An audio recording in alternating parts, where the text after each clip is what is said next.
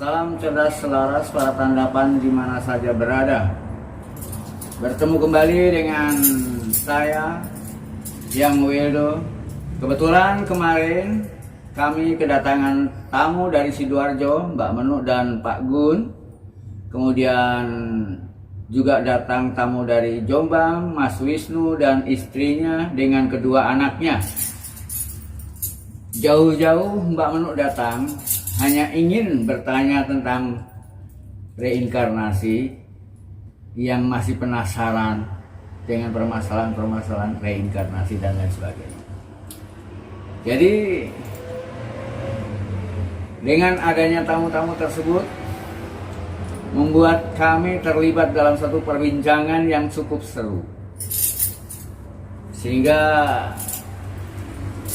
tidak mengurangi arti jika hasil perbincangan kemarin ingin Hyang unggah dalam konten YouTube kali ini. Mari kita nikmati bersama bagaimana perbincangan kami yang cukup seru. Rahayu. Mungkin ke yang Ya, nah terus dia sambil ngomong-ngomong ya. Ya, sambil ngomong-ngomong. Ya memang untuk mencapai itu mencapai puncak yang tertinggi itu paling sulit adalah melepaskan diri dari keyakinan. Itu paling sulit, melepaskan diri dari keyakinan. Seolah-olah melepaskan dari keyakinan tuh dianggapnya murtad.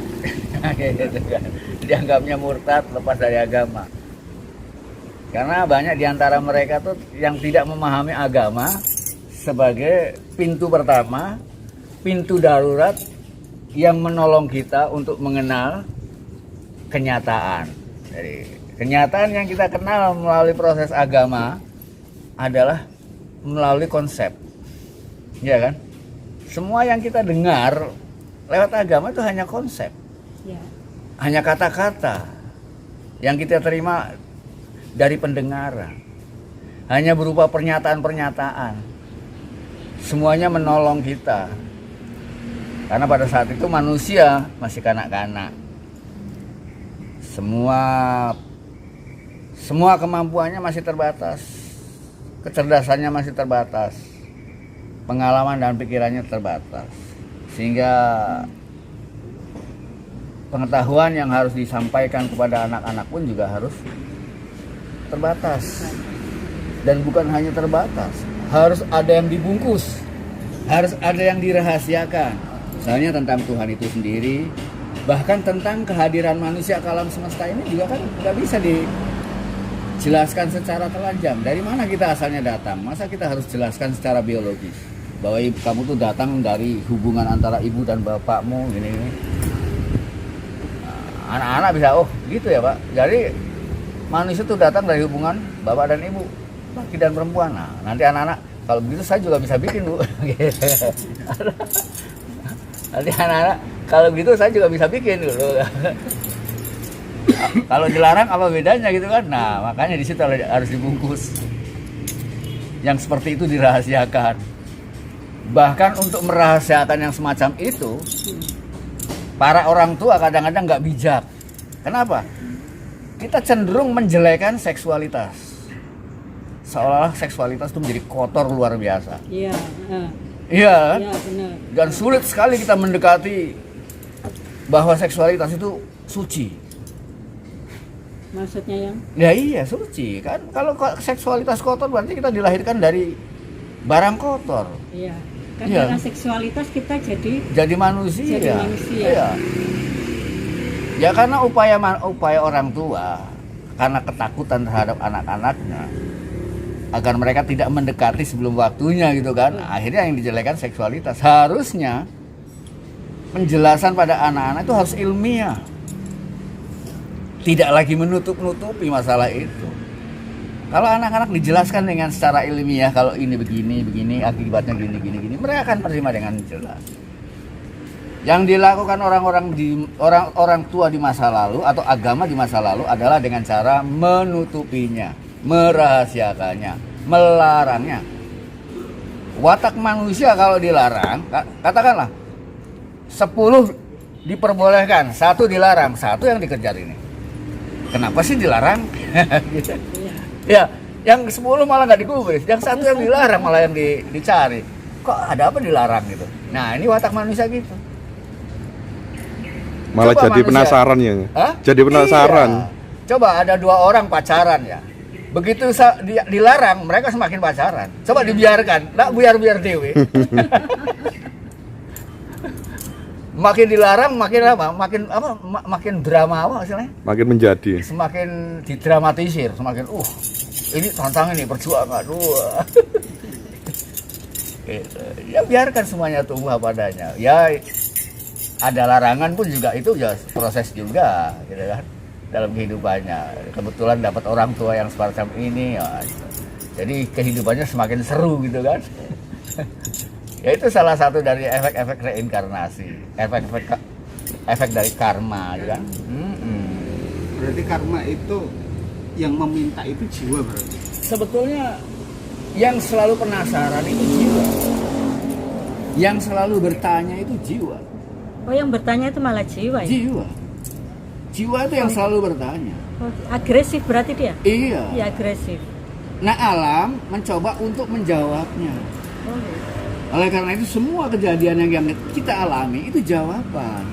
Makanya ketika kita ngalami sing enak gak enak, ya itu efek dari jawaban. Karena kalau manusia dikasih jawaban hanya kata-kata, kurang percaya, harus lewat ngalami.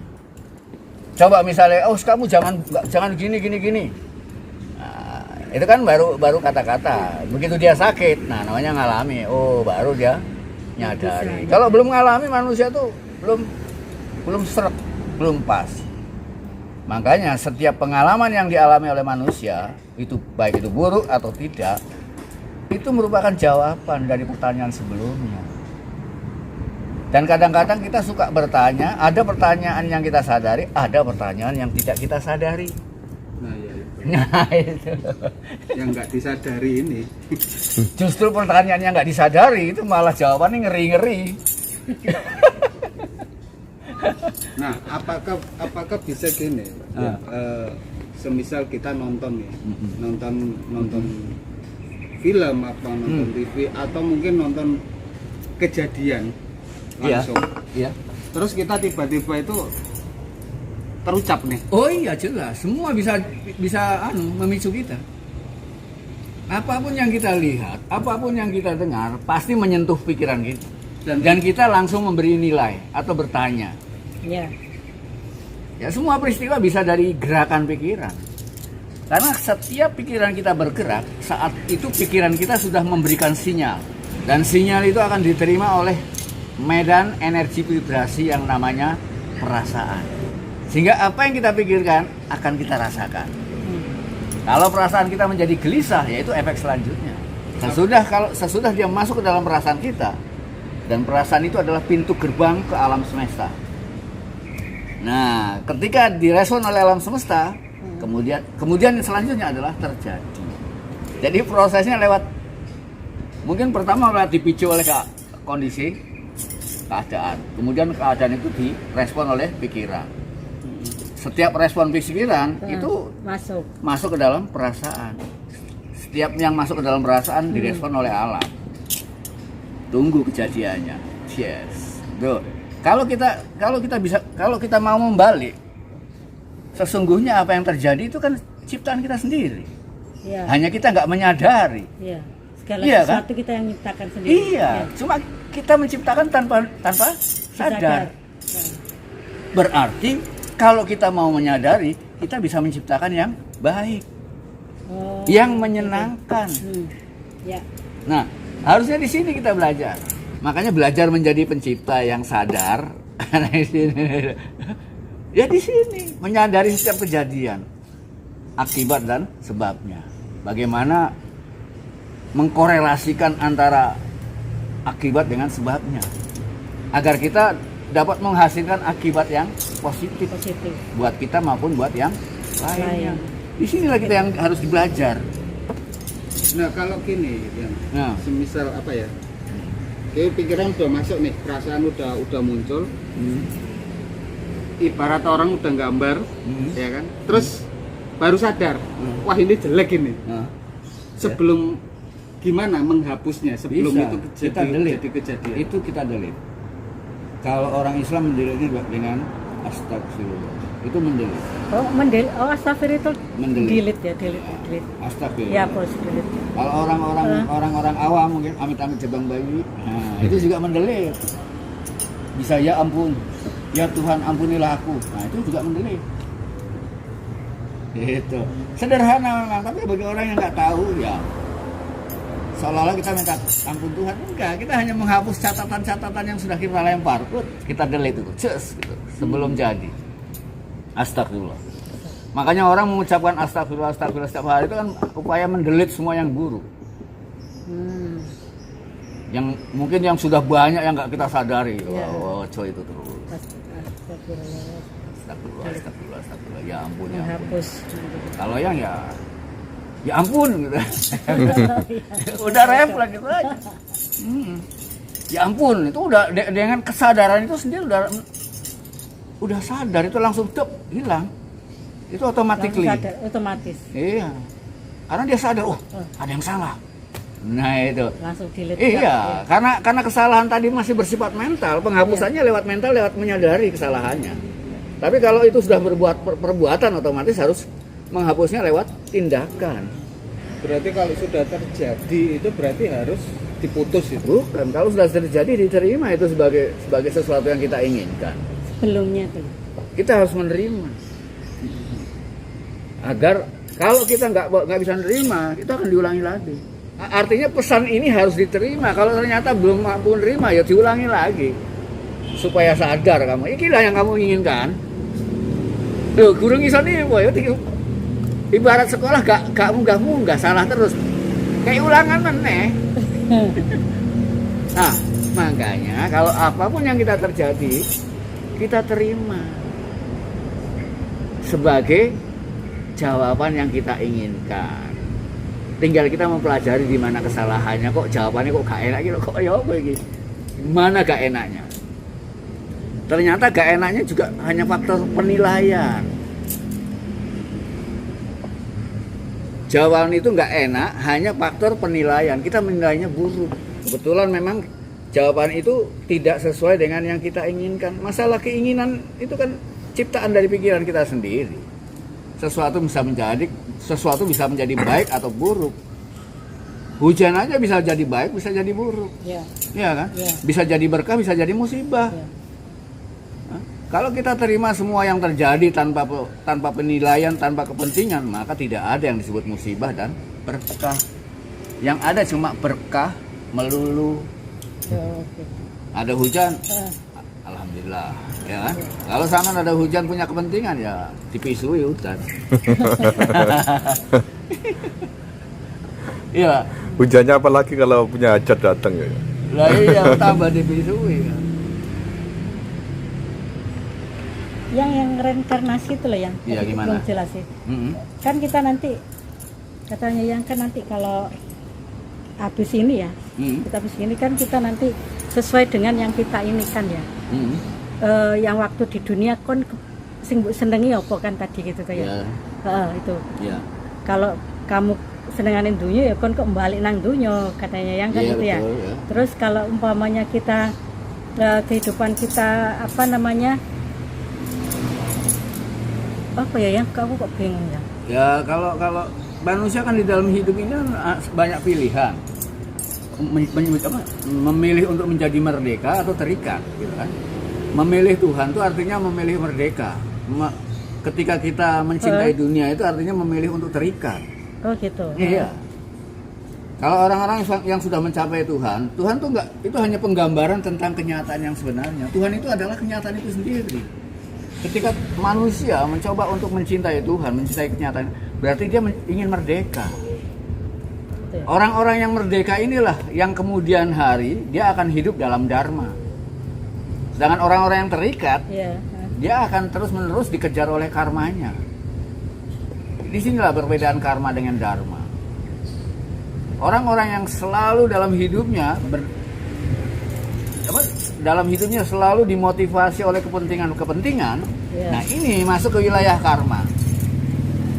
Tapi kalau dalam hidup kita lakukan semuanya ini demi Tuhan, demi kebenaran itu sendiri, ini dharma. Kita udah bebas dari karma.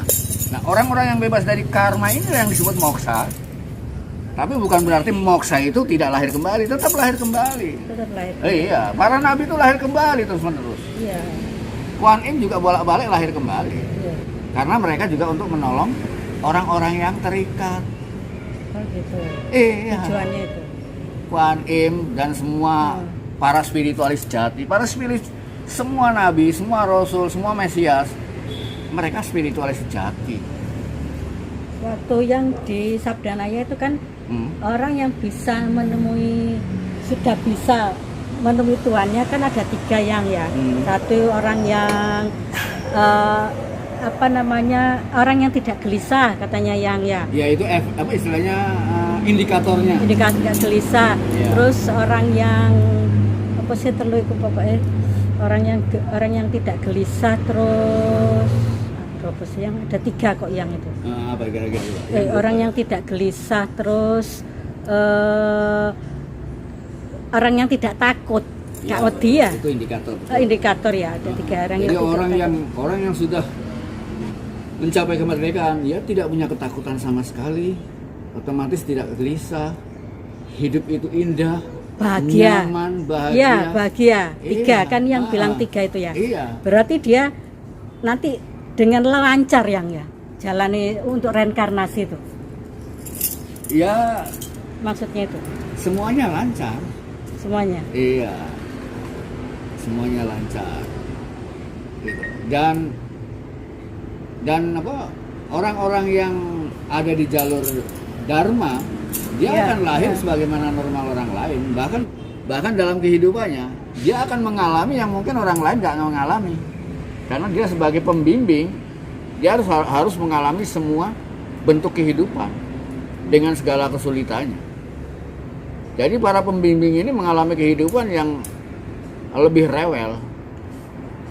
Para pembimbing ini. Iya, karena pembimbing ini mereka membimbing manusia bukan dari pengetahuan pikirannya, tapi dari pengalaman kehidupannya. Orang yang bisa mereparasi sepeda motor itu bukan orang-orang yang belajar dari buku, Ya. tapi mereka punya pengalaman membenahi sepeda motornya sendiri. Saya tuh bisa. Oh, orang ini moco buku. Ya saya kan tahu. Oh, yang ini bahasa langit dan mengalami sendiri. Makanya saya Dan baru pengetahuan bisa yang dengar. benar hanya adalah pengalaman. Sedangkan pengetahuan yang lain itu bukan pengetahuan, itu hanya data, itu hanya informasi. Itu pengetahuan itu yang menyebutnya sebagai pengetahuan tidak langsung. Jadi pengetahuan yang benar itu ya pengetahuan yang harus kita alami. Manusia ini hanya 2 aja. Orang-orang yang sudah merasa tahu, tapi pengetahuan mereka hanya melulu dari pikiran dan buku. Ya. Nah, orang-orang ini biasanya jadi orang keras kepala dan fanatik. Mereka seolah-olah udah tahu semuanya. Yang paling orang bener. sekarang ini loh Dan yang merasa paling benar. Padahal modalnya cuma baca buku. yang orang-orang sekarang ini loh. Nah, yang iya. pakai itu. Gitu? Dan orang-orang yang sudah mengalami semua bentuk kehidupan. Dan orang-orang yang sudah mengalami bentuk kehidupan ini menyadari kehidupan masa lalunya. Bahkan kita mampu mengakses kembali pengalaman pengetahuan yang kita peroleh di masa lalu kita. Kita akses lagi. Bang, itu merupakan kekayaan kita yang mungkin kita tarik kembali sekarang untuk dipakai lagi. Gitu kan? Hah? Bagaimana korelasinya? Oh, kita ketemu. Oh, zaman dulu aku mengatakannya demikian, sekarang harus mengatakannya demikian. Di setiap zaman punya beda-beda bahasa.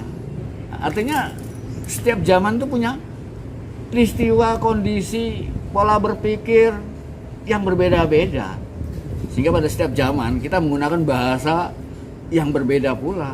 Bukan berbeda dalam pengertian language, berbeda makna, berbeda terminologis. Ya, berbeda terminologis, ya juga kadang-kadang berbeda kontekstualnya juga. Tekstual mungkin bisa sama, kontekstual beda. Etimologis bisa sama, tapi terminologis bisa beda. Islam misalnya ya kan, itu secara etimologis kita punya pengertian yang sama, tapi terminologisnya beda. Orang syariat memahami Islam bagaimana, orang marifat memahami Islam bagaimana, orang-orang di luar Islam memahami Islam bagaimana. Ya. Gitu kan. Tapi orang-orang yang marifat, orang-orang yang sudah spiritualis memahami Islam itu ya udah beda dari semuanya. Islam itu nggak lagi dipahami secara tekstual, tapi udah kontekstual. Lah sekarang kan wakake ki wong-wong iki lah cuman syariat tok wis kalau Nah, itu jumlahnya banyak yang kayak gini. Makanya Hyang menyebutnya mereka para budak pikiran, kawulo, para sudra. Ya. Nah, Ya. tapi mereka bukan ngawulo pada Gusti yang sebenarnya. Mereka ngawulo pada pikirannya sendiri. Ini yang disebut dengan budak sejati. Diperbudak berarti yang ya? Iya, di budak sejati. Budak sejati itu. Dan otomatis ada Gusti sejati. Siapa Gusti? Gusti adalah orang-orang yang sudah mampu mengenal dirinya dan menjadi dirinya sendiri. Siapa mereka? Ya Muhammad, ya Buddha, ya Yesus, ya Sulaiman, ya Moses, ya Daud, ya Ibrahim. Mereka lah Gusti-Gusti yang sebenarnya. Yang bilangnya gelar ya. Waktu itu saya ingat Iya, gelar. ya itu gelar, Gelar, bukan. ya. Bukan Gusti-Gusti yang ada di wilayah politik. Mereka bukan Gusti, kadang-kadang mereka masih budak-budak. Ya. Bukan Gusti-Gusti gelar-gelar yang ada di dalam wilayah agama, mereka belum tentu Gusti. Selama masih ada di bawah perbudakan dan penjajahan pikirannya, mereka adalah budak. Sudra masih Sudra. Sudra ya. Budak murni, budak sejati. Kalau orang sudah mulai menyadari bahwa dirinya bahwa ternyata aku selama ini diperbudak oleh pikiranku sendiri. Nah, orang-orang yang mulai menyadari ini yang disebut waisa. Namanya Waisa. Ya. Waisa. Mulai menyadari. Nah, orang-orang ini butuh guru. Ya, Wah. mursyid ya. Nah, orang yang butuh guru ini waisa. Oh gitu. Iya. Orang-orang yang masih dibudak ini juga punya guru. Kode budake guru. Gurunya Hah? adalah Dorna. Oh, itu. Iya. Oh. Kalau di spiritualitas, gurunya Krishna. Tapi Krishna tidak akan pernah muncul selama manusia masih berguru pada Dorna. Oh gitu. Dorna inilah yang mengajarkan dualitas. Semua orang-orang, para budak, ya belajarnya sama Dorna. Dorna ini yang mengajarkan dualitas. Lambangnya adalah rembulan. Rembulan itu adalah cahaya rembulan, itu cahaya dualitas. Cahaya matahari adalah cahaya non-dualitas. Krishna. Rembulan itu nggak bisa menampilkan cahayanya kalau nggak di dalam gelap. Ya, Jadi cahayanya butuh gelap. kegelapan. Cahaya yang membutuhkan kegelapan bukan cahaya. Sebab cahaya yang sebenarnya, cahaya non-dualitas, nggak butuh kegelapan apapun. Bahkan cahayanya mampu menghancurkan semua kegelapan. Tidak ada kegelapan apa sama sekali di dalam cahaya matahari. Mataharilah Krishna. Mataharilah Tuhan. Mataharilah jati diri kita. Dia gak menciptakan kegelapan. Sob. Tidak. Ya. Dan kegelapan nggak ada. Adanya Tidak cuma cahaya ada. kok ya. Adanya hanya di wilayah dualitas. Dan itu adanya hanya di dalam pikiran. Tidak ada di dalam kenyataan. Karena yang disebut malam itu bukan kenyataan. Soalnya kegelapan kan dari kita sendiri yang menciptakan ya. Ya, Ya. karena keterbatasan. Seperti adanya gelap, ya, adanya gelap dan terang di bumi itu kan karena keterbatasan. Makanya ada gelap ada terang. Iya. Dan manusia diajari oleh kejadian-kejadian yang terjadi di bumi. Padahal kejadian-kejadian di bumi adanya gelap dan terang. Itu karena keterbatasan manusia dan keterbatasan bumi. Coba manusia menjauh dari bumi, mendekati matahari. Adakah siang dan malam? Gak ada. Tidak ada. Bisa kita menentukan waktu? Jam berapa sekarang? Nggak bisa. Dan nanti setelah ini kita berarti sudah nggak ada keterbatasan siang malam lagi ya? Kalau Hyang ini udah wilayahnya sudah nggak terbatas lagi karena Hyang udah di wilayah matahari. Sedangkan orang-orang yang masih jadi budak-budak pikiran, mereka masih ada dalam keterbatasan. Tubuh Hyang tetap terbatas. Yang terbatas apanya? Ya bentuknya. Fisik, Bentuk. Ya. Yang disebut fisik, materi itu juga kekal. Ya, kan sudah ditemukan dengan ilmu termodinamika. Ya kan? Ilmu Apa apa? itu ya? Dengan ilmu itu kan membuktikan bahwa energi itu kekal. energi itu. Iya. Sama dengan roh, Sama kekalnya. sama kekalnya. Iya. Tapi kan orang nggak tahu apa ruh dengan materi Ya, itu seperti angkasa dengan bumi. maksudnya yang agak-agak luas sedikit itu. Iya, orang Jawa kan seringkali menyebut bapak angkasa, ibu bumi. Iya sih. Angkasa itu mana? Angkasa itu ya yang disebut kekosongan, ya, yang disebut ruang yang tidak dibatasi oleh apapun. Bumi adalah planet atau Langit ini. iya. Nah, angkasa itu seringkali dijadikan sentral. Purusa di sini, ya. Apa purusa itu? Ya poros. Apa? Orang Hindu nyebutnya purusa. Oh, gitu. Orang Islam menyebutnya al-kalam. Kalam. Poros itu kan seringkali gini, ini Ya. poros. Oh. Laki-laki, ya Kalau kan? Islam al-kalam, kalau anu Purusa. purusa. Nah, pasangannya purusa adalah pradana. Kalau Islam menyebutnya pasangannya al-kalam adalah lauh mahfuz. Oh gitu. Ya, pradana itu apa? Pradana itu alam materi. Sedangkan purusa adalah alam non materi. Pradana digambarkan sebagai ibu. Purusa digambarkan sebagai bapak, lingga dan Yoni lingga yoni. iya kan? Ibu itu bahasa Inggrisnya apa? Mother. Mater. Yang kemudian menjadi materi. Materi itu apa ya? Ya, alam materi. Purusa dan pradana ini sama-sama kekal. Alam ruh dengan alam tubuh sama-sama kekal. Sama-sama kekal, ya.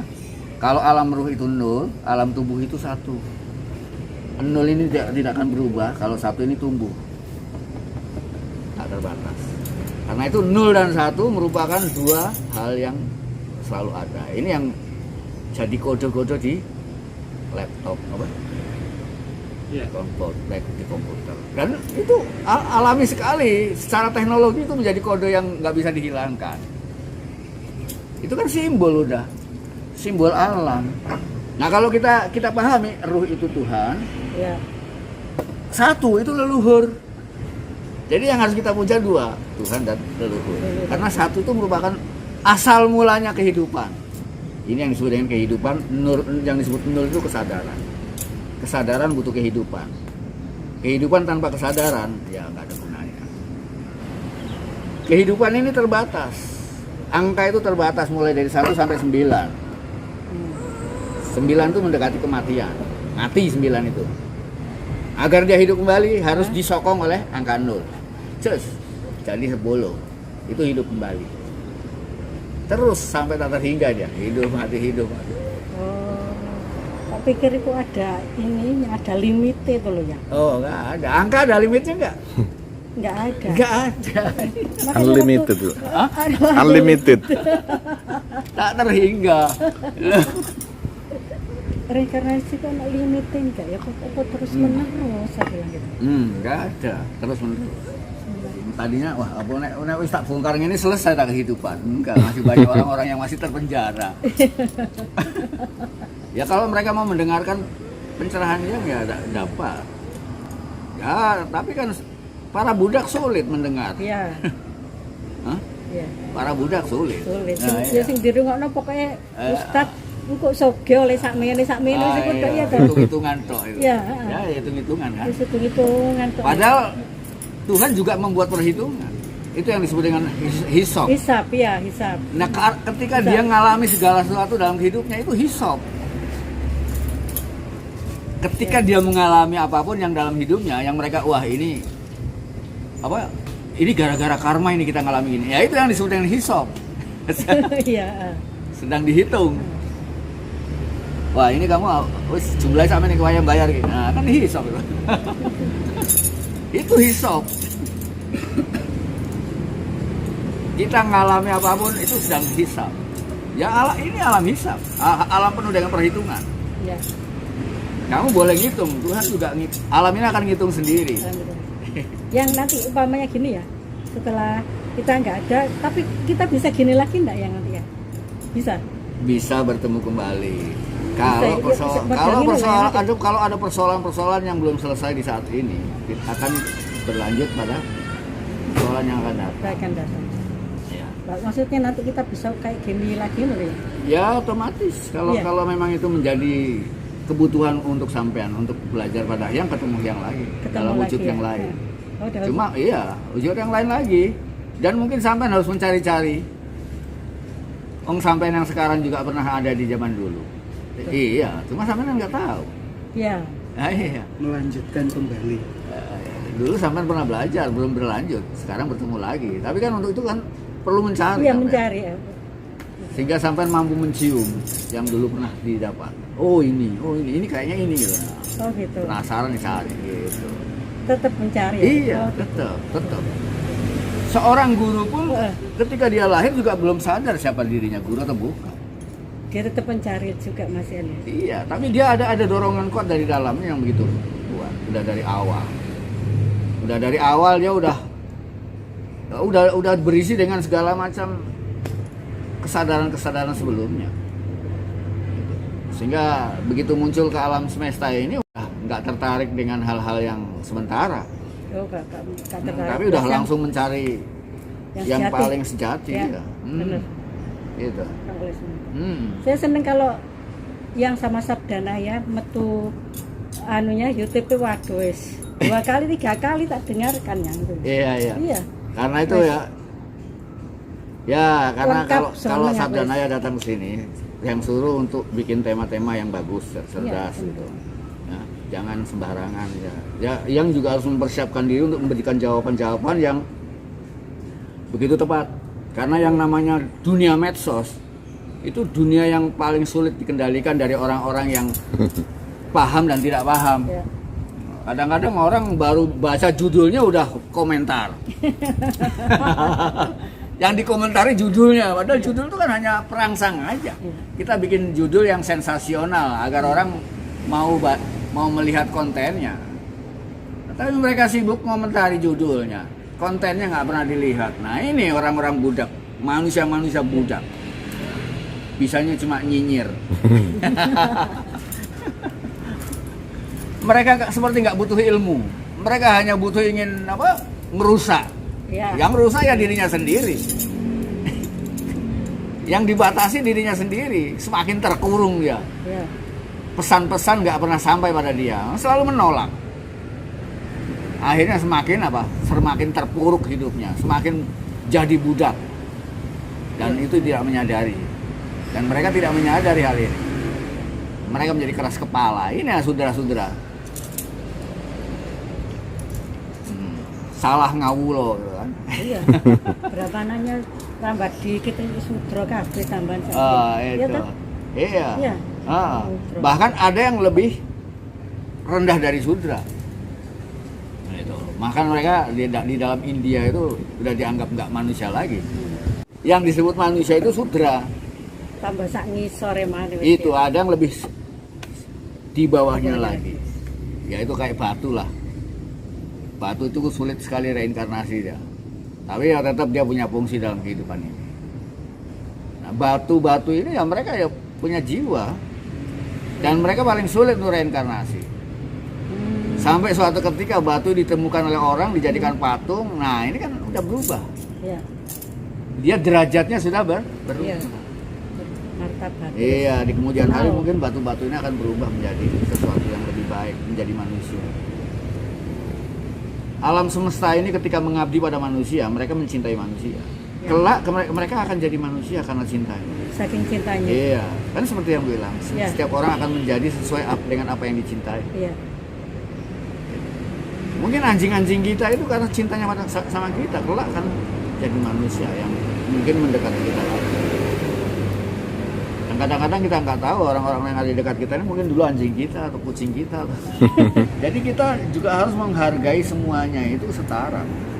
Sekalipun kucing, anjing, pasir, pohon, secara esensi sama. Cuma dalam kehidupan ini kita punya peranan yang berbeda. Maka mari kita bermain sesuai dengan peranannya masing-masing. Gitu kan. Nah, ketika berperan masing-masing ini jangan tunjukkan siapa dirimu. Nah, kalau siapa dirimu adalah urusanmu. Iya. Tapi dalam kehidupan ini, marilah kita berlaku sesuai dengan peranan kita. Yang pohon jadi pohon, yang manusia jadi manusia, gitu kan? Tinggal manusia mau mengembangkan dirinya menjadi manusia sejati atau manusia budak. Karena hanya dalam kehidupan manusia sajalah kesadaran itu bisa berkembang. Dalam kehidupan yang lain tidak.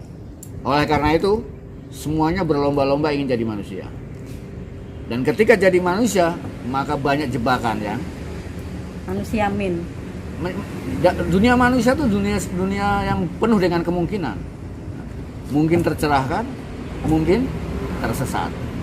Itu dunia manusia. Orang-orang itu nggak mau cari yang sejati ya. Iya toh? Ya, karena mereka disibuki oleh kesibukan sehari-hari, makan, minum, berak, beranak. Iya. Karena sibuk cari kekayaan. Padahal ngurusin sejati kue enak setengah mati loh. Loh iya. Ya. Kue enak ternyata. Kue enak sekali, nyaman. Yes, nyaman ternyata. Loh iya. Gimana, Bu? Hah? Gimana? Cari yang sejati. Iya. Itulah ada 3 tadi yang itu. Oh, yang bahagia tadi tuh. Bahagia, ceria, terus apa namanya? Tidak punya ketakutan apapun. Nggak punya ketakutan apapun, terus nggak selalu kebingungan. Nggak ada kebingungan di dalam Iya. dirinya. Tenang, asik, nyaman, nggak Nyaman. Delok apa sih wong-wong sing biasa ngagung-agung ini meremehkan malah. Nah, Iya. ini yang disebut moksa, hidup dalam kepasrahan. Islam. Nah, inilah Islam yang sebenarnya. Iya, Ini yang disebut dengan Islam. bagaimana kita merasakan rasanya Islam. Loh. Bagaimana kita merasakan rasanya moksa. Loh, gitu kan? Iya. Kalau ngaku-ngaku Islam banyak. Yang ngaku banyak. Wah, seabrek-abrek. Oh, ngaku kan gampang. Arek cilik ya bisa ngaku. Ngaku wong Islam loh. Apa diakoni apa enggak ambek sing duwe Islam? Betul. Yang mengaku Islam itu banyak, tapi yang bisa melakukan sedikit, apalagi yang bisa merasakan rasanya Islam. Rasanya Islam gimana? Bahagia, enak, nyaman, tentrem. Waduh. Enak dan enak itu loh. Hah? Enak Loh, dan iya. enak. Kalau orang masih hidup masih gelisah, masih ketakutan, masih kebingungan, kok ngaku Islam? Kok ngaku moksa? Tapi sama Tuhan ya kak Bopo kon ngaku kak Bopo mendingan lah lumayan lumayan Daripada nggak sama sekali ya. lumayan cuma mbok iyo ditingkatkan ojo cuma nakon-nakon. Lah iku lho gak gelem peningkatan ya Ya, iya. wis itu lho wis Mbok ditingkatkan ojo akon-akon ae. Makanya istilah peningkatan itu ya. kalau dalam Quran dikatakan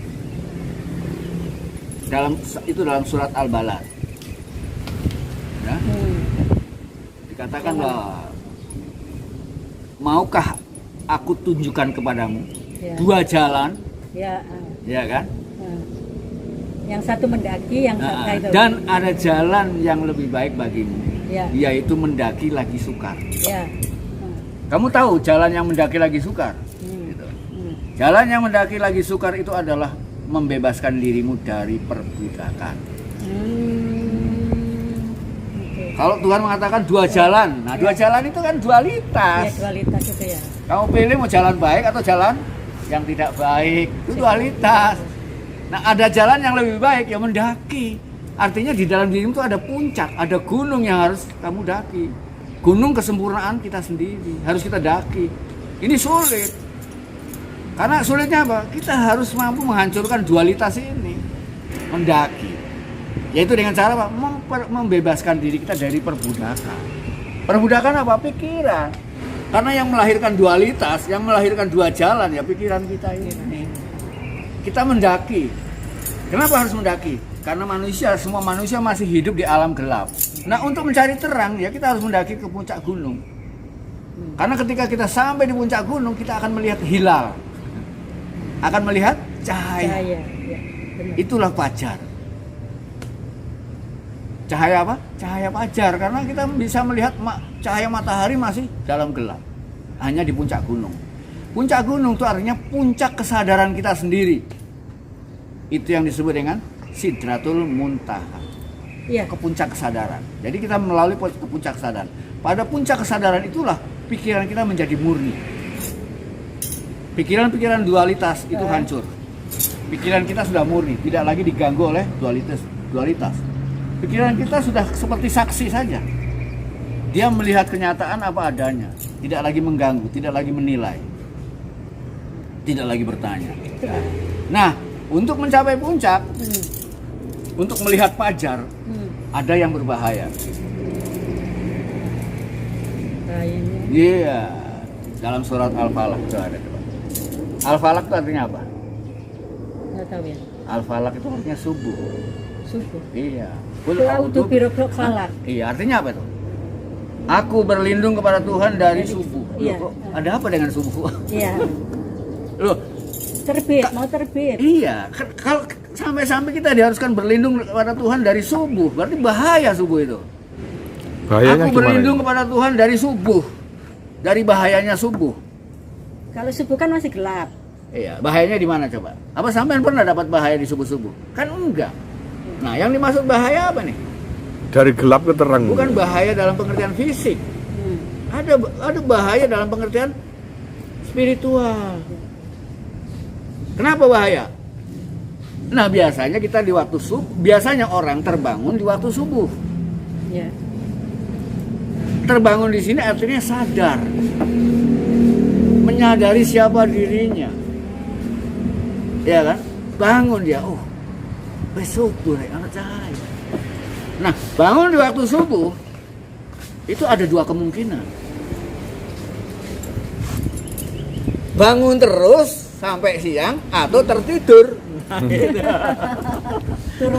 Turu maneh. Lah iki bahayanya di sana, turu maneh. Berarti bahayanya di situ yang ya. Iya. Makanya subuh sholat kan maksudnya ojo sampai turu. Karena untuk mencapai jati diri Iya. itu harus Bangun. mengalami siang hari. Siang hari. Di mana matahari ada di atas ubun-ubun kita. Jika tadi budak. turun. Sehingga kita tidak memiliki bayangan lagi. Kalau masih pagi itu bayangan kita masih panjang. Ya. Masih ada kegelapan yang mengiringi kita. Kegelapan kita tuh masih mungkin bisa ngalang-ngalangi wong lain. Ojo ngalang-ngalangi aku rek. Nah, ini kan. Hah? Kalau kita tuh tidak punya bayangan lagi, jadi tidak ada seorang pun yang terhalangi oleh kita. Ojo metengnya aku, kan kadang-kadang. Nah, ini. Dandangnya aku ya. Nah, jadi kalau kita belum mencapai titik sampai zuhur, nah di sana belum zuhur kita. Ya. Subuh itu baru permulaan. Bisa bangun terus, bisa tertidur lagi. Nah, ini bahayanya subuh. Kalau tertidur lagi, wah wes, gak ngalami mana wes sampai sepanjang hidupnya dia. Mungkin sampai reinkarnasi lagi dia. Ya, buka-buka kita. Sampai reinkarnasi lagi mungkin gak tangi-tangi. Nah, ini bahayanya subuh. Turu meneh, iku mah. Kayak sapa? Mbah Sarip, Mbah Surip. Tidur lagi, bangun lagi, tidur lagi. Gak mari-mari. Hah? Jadi kita harus mencapai cahaya matahari sehingga kita betul-betul berada di bawahnya. Matahari itu seolah-olah Tuhan itu sendiri yang menyinari kita.